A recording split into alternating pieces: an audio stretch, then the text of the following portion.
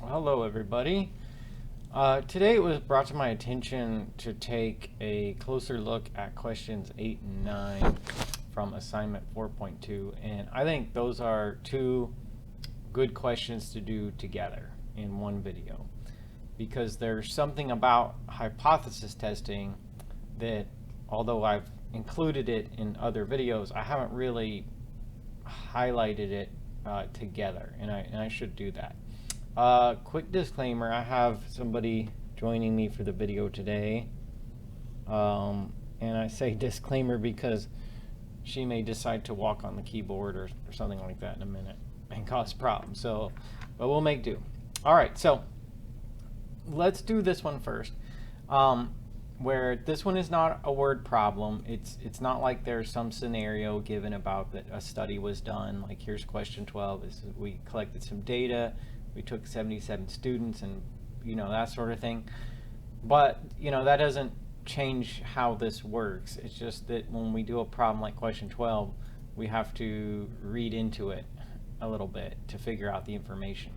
So it says test the claim about the population mean at the given level of significance using the sample statistics. So it says, all right, the claim is that mu, the population mean, is 40, alpha, the significance level, is 0. There goes the cat. 0.08, sigma, the population standard deviation, 3.75, and for the sample, which remember the sample comes from the population in order to study or know something about the population, is that the sample mean x bar is 39.8, sample size 67. Now, what I decided to do is write all that information down. But before I do this, there's something I said I wanted to highlight about hypothesis testing that I haven't put all together in one video. So, like, let's take, here are my notes for how hypothesis testing works. And there's 3 scenarios, all depending on what your null hypothesis is. H sub 0, also called H naught, is the null hypothesis, okay? Which scenario you're in depends on if H naught is a statement of being greater than or equal to a number, or that H naught is a statement of being less than or equal to a number, or that H naught is just a statement of being equal to a number. But let's say that beyond that, it doesn't really matter, as far as what I'm going to say next. So you want to make a conclusion about whether the null hypothesis is true or not, okay? So, like, for example, if we were doing this word problem, the school administrator, based on this sample of 77 students, is making the claim that the mean score for 8th graders on the exam is 270. Okay, so that's the claim, and the point of hypothesis testing would be to judge that claim as being true or false, okay? All right, now, there's 2 ways that we come to that conclusion. First, we always calculate the standard test statistic, okay, which is x bar minus mu over times root n over sigma. And then there's 2 ways that we can come to a conclusion about whether H naught, the null hypothesis, is true or not. So we can find this thing called the critical value, which puts the area equal to alpha, okay? And if z, the standard test statistic, is less than that, then we'll reject the null hypothesis, okay? So reject if z is here.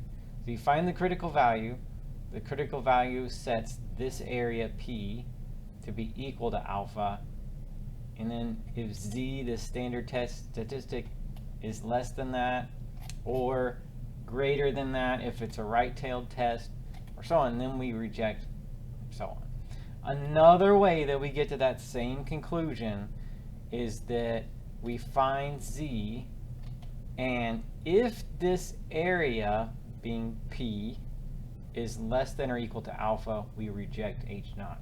So it's not like those are different. It might be hard for you to see how those are the same thing, but they're not different, okay? And you may just have to accept that that's the case about this, all right? Now, the reason why I thought this would be a good video to do is because between questions 8 and 9, question 8 asks us, as it walks us through the problem in parts, to find the critical values and make a judgment about the null hypothesis that way. In question 9, asks us to find the p-value, which is this area on either the tail, right or left tail of the curve, and then make our statement like that. So I'll show you both, and I'll say it's not really any different, but you know, it might, the questions sound different. It sounds like you're doing different things, but you're not, okay? All right, so let's do 8 first. So I have organized all the information like this in question 8. For the sample, because remember there's a sample and there's a population. The sample comes from the population in order to study something about it, know something about it. Sample mean, X bar 39.8, sample size 67. Alpha, the level of significance for the test is 8%. I'll explain a little bit about that at the end of the video, but when alpha is 0.08, that's what that means. In the population, the claim is made that the population mean is 40, okay, and then we're just given that the population standard deviation is 3.75. Now, next we need to come up with the null and the alternate hypotheses, because that's what hypothesis testing is about, is to make a judgment about which one of those we think is actually the truth, okay? So the null hypothesis, H0, will always involve equality in some way.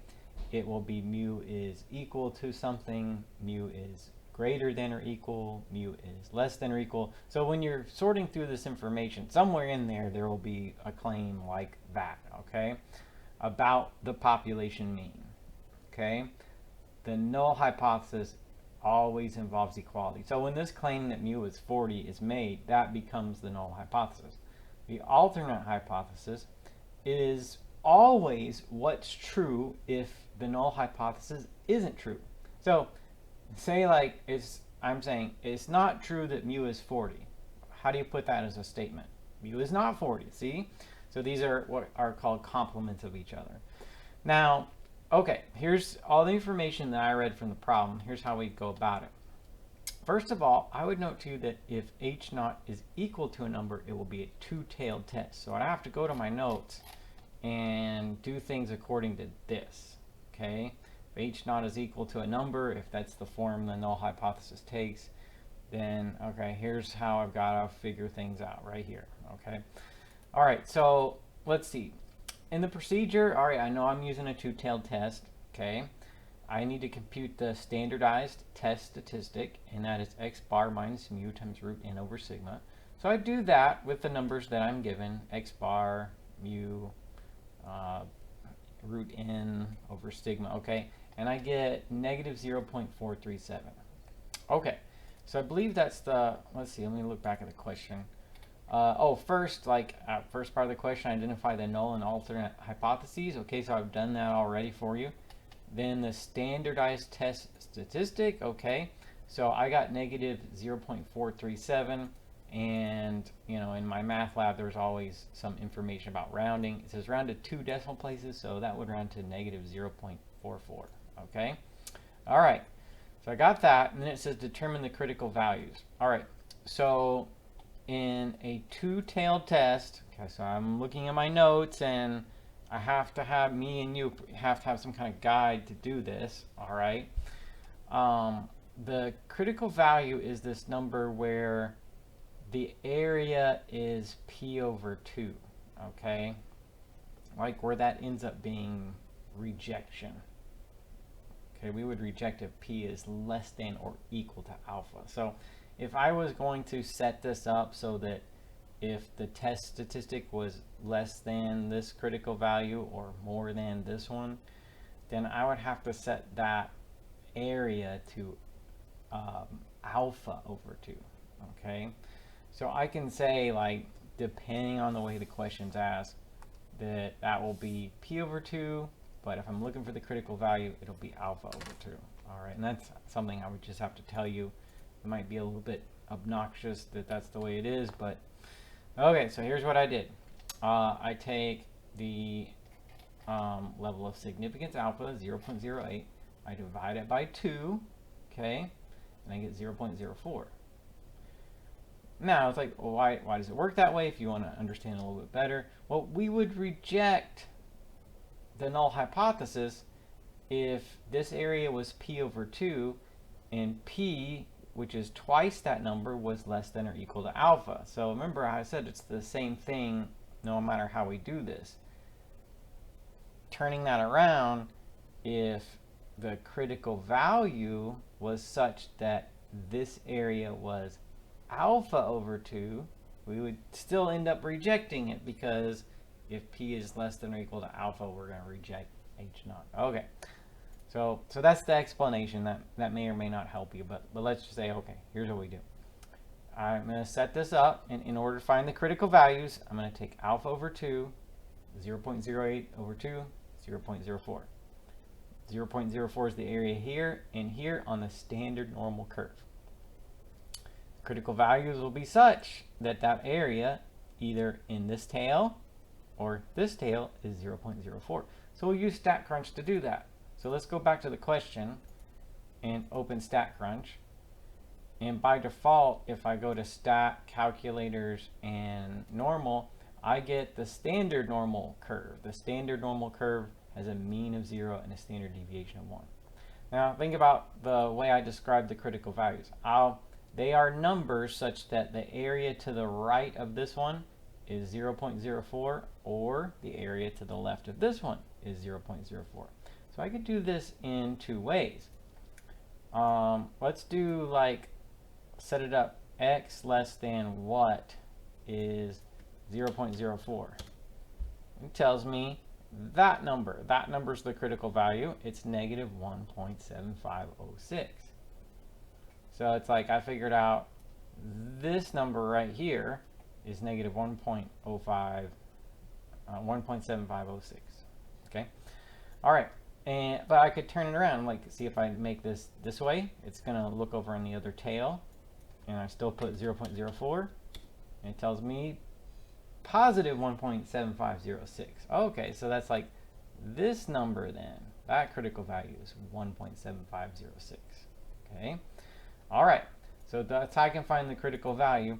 I use StatCrunch. I find it to be, with rounding, negative 1.75 or 1.75. Okay. All right. Now here's what's going to happen. We're going to reject the null hypothesis if z, the standardized test statistic, is less than this critical value, which is negative 1.75, or right of this one, which is positive 1.75. So it's like my conclusion. I'm going to reject the null hypothesis if z is less than or equal to negative 1.75. That's what I found this number to be. Or if z turns out to be greater than or equal to 1.75. Okay. Now z is negative 0.437. So in that case, it's not less than negative 1.75 or greater than 1.75. So I do not reject the null hypothesis. Another way of saying that is I could accept it as true. So I would accept it as true that mu is equal to 40. Okay. Now back to the question. Here are the critical values, plus or minus 1.75. And as far as what my conclusion and the outcome of the test is, I failed to reject H naught at 8% significance level. Okay. All right. So that's how we do 8. Now let's do 9. Because remember, I started the video by saying, well, there's two ways we can go about this. We can find the standardized test statistic and calculate this area P in the tail of the curve, and then based on that area P, we could reject or accept the null hypothesis. Okay. We could also find the critical value instead and reject if z is, more than that number or less than that number, depending on which kind of test we're using, right? So I just did one where it was based on the critical value. Now, if I do the next one, if I do question 9, this is turning it around, doing it the other way. It doesn't really change the nature of the test, but we'll find the numbers a little bit different, okay? So, okay, here goes. Let me read it and then tell you how I organize the information. So in question 9, it says, claim is that the population mean, mu, is greater than or equal to 1474. Alpha is 0.07. Sigma, the population standard deviation is 30. And for the sample, I get x bar. Sample mean is 1464 and sample size is 25. So I wrote all that down like this. I got my sample, x bar and n. Alpha is 0.07. That's the level of significance of the test. And again, I'll say a little bit more about that at the end of the video, what that means. And then the population is that the claim is made that mu, the population mean, is greater than or equal to 1474. Sigma is 30. Okay. Now, out of this, I need to decide what the null and alternate hypotheses are. And one thing I told you before is that the null hypothesis, H with a subscript of 0, also called H naught, will always involve an equals in some way, such as greater than or equal to, or less than or equal to, or just equals. So here in my information, there will be something that is going to be either the null or alternate hypothesis. Now, this was given, and it does have equality in it. It says mu is greater than or equal to 1474. That becomes, why did I put a 5? Okay, 1474. So that becomes my null hypothesis. Now, what's the alternate hypothesis then? Remember, these are complements. And what that means is that either one of these is what's true if the other one is not true. So take the null hypothesis. Mu is greater than or equal to 1474. What's true if that's not true? Like, what's the opposite of mu being greater than or equal to 1474? Well, it'd be mu is less than 1474. Okay? So now either one of these is what the truth is if the other one is not true. Now, here's the procedure then from there. Now that I have all my information down and I have my null and alternate hypotheses. Now, first I'll note what kind of test I'm using. If H naught is a statement that mu is greater than or equal to some numbers, Z, the standard test statistic, will be negative, and we use a left-tailed test. I get that from my notes. If H naught is greater than or equal to some number, Z will be negative, and it's a left-tailed test. All right, so here's how I've got to read everything in this question. So I'll start always by calculating the standardized test statistic, and with a calculator you can do that. It's x bar minus mu times root n over sigma. That turns out to be negative 1.67. So first thing is I'm over here. There's my statements about the null and alternate hypotheses. There's that standardized test statistic. Okay. Next it says determine the p-value. Now, well, the p-value would be the area in the left tail of the standard normal curve left of negative 1.67, which is the standardized test statistic. Okay, that's what the p-value means. Now, all right, the only way to do that is either with a table of values, which we don't use in this class, or StatCrunch. So let's see. I got to pull up this standard normal curve and find the area left of negative 1.67. The way I would do that is I'd make this less than. I'd put 1.67 here. Oh, whoops. Less than, negative 1.67. Like so. Okay. And that number is the area here in red. It's 0.047459, so on.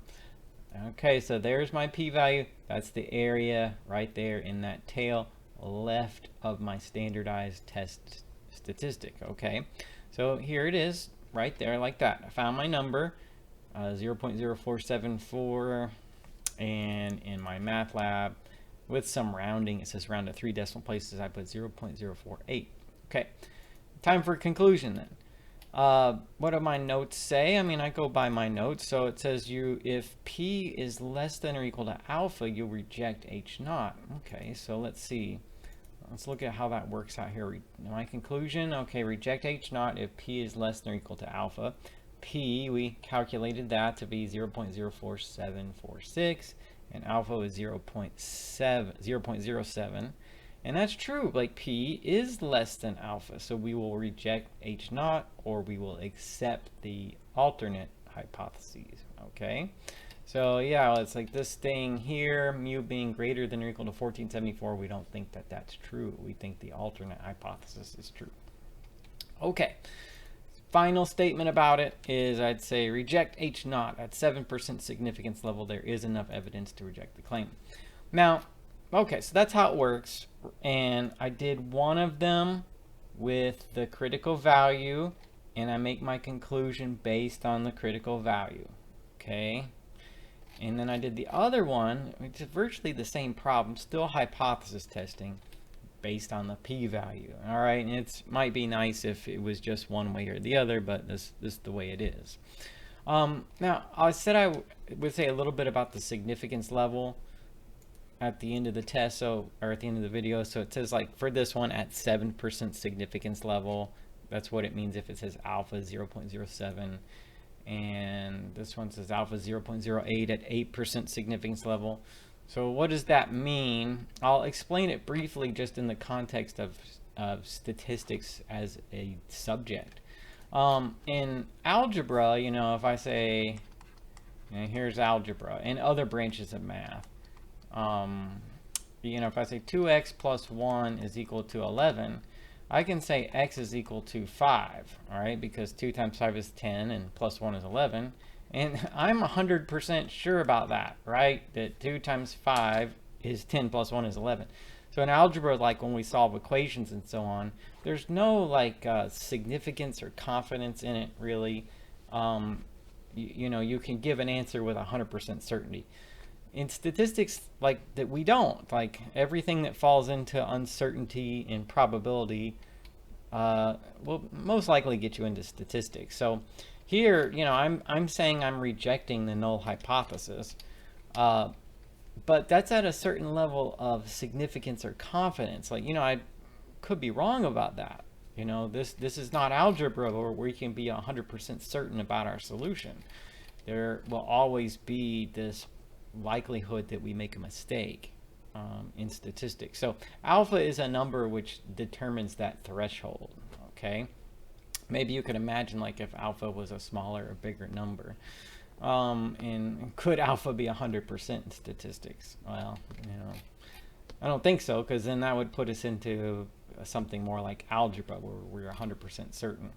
So, you know, this question about the, you know, there's all the students who take some test, and we take a sample of 77 of them, and based on what the mean score of that sample is, we start to question or doubt what we previously believed the mean score for the entire population of students. That's kind of like question 12 is about.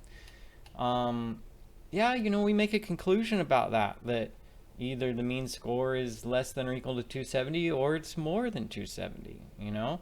But there's a level of significance there, and that just represents the likelihood that we could make a mistake or we could be wrong about our ultimate conclusion. Okay, so I thought I should say a little bit about that in the video, but nonetheless, we got questions 8 and 9 here.